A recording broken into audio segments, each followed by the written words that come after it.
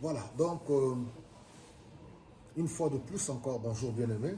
Tout à l'heure, nous avons parlé, je vous ai promis que j'aborderai la deuxième partie. Nous avons parlé, on a vu comment Jacques nous exhortait par rapport à la prière, que si nous demandons et que nous ne recevons pas, c'est tout simplement parce qu'on demande mal, dans le but de satisfaire ses désirs charnels, ses passions, les mauvaises passions.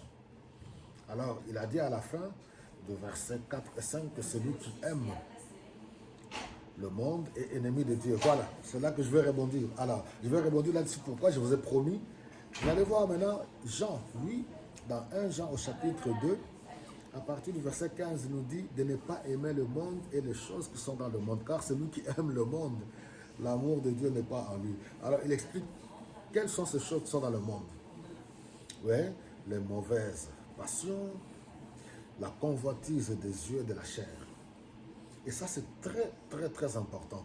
D'aucuns pourront dire, mais écoutez, on est dans le monde où il y a contradiction, parce que Jean 3,16 nous dit que Dieu a tant aimé le monde et qu'il a donné son Fils unique afin que quiconque croit en lui ne périsse pas. Oui, le monde dont on parle, c'est l'espace physique, là où vivent les êtres humains, et Dieu aime les hommes qu'il a créés à son image.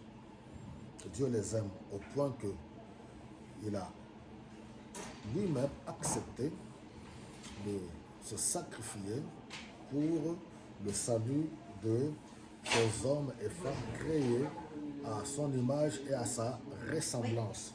Alors là, nous comprenons que quand Jean, lui, il dit de ne pas aimer le monde, il s'agit du système, de ce mauvais système de ce monde, la mentalité de ce monde. Connaissons que les Écritures nous disent que oui, c'est toujours Jean qui nous dit au chapitre 5 que oui, nous savons que le monde entier est sous la puissance du malin.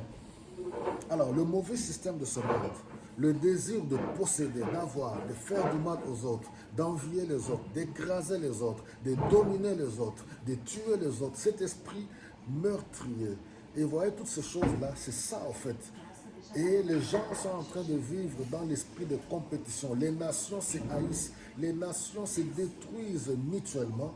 Et ça, vous devez comprendre que c'est cet esprit-là, en tant qu'enfant de Dieu, nous devons vivre loin de cet esprit-là. De ne pas aimer ce système-là, de ne pas entrer dans ce système-là.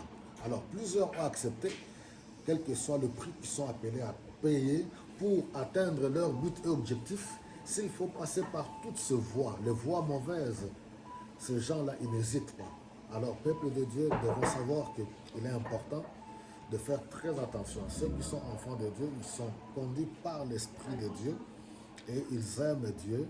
Ils vivent loin de mauvaises choses de ce monde. Ils vivent loin des mauvaises passions, des mauvais désirs, les envies, les jalousies, les querelles, l'envie de posséder pour prouver les autres. Et vous verrez à la fin, il dit que oui, le monde et ses désirs passeront, mais celui qui fait la volonté de Dieu demeure pour toujours. Voilà la chose la plus importante. Ce monde n'est qu'illusion. Le monde passera, qu'on le veuille ou non. Le monde est un piège. Le monde et son système passera, mais la parole de Dieu, Dieu demeure pour toujours. Et celui qui s'attache au Seigneur par la foi en Jésus-Christ va demeurer pour toujours.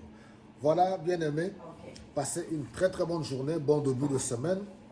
Voilà, comme d'hab, voilà notre petit café d'aujourd'hui. Et puis voilà, nous nous retrouverons. J'espère que vous n'êtes pas diabétique. Non. Parce que c'est des sirops d'extrême qualité.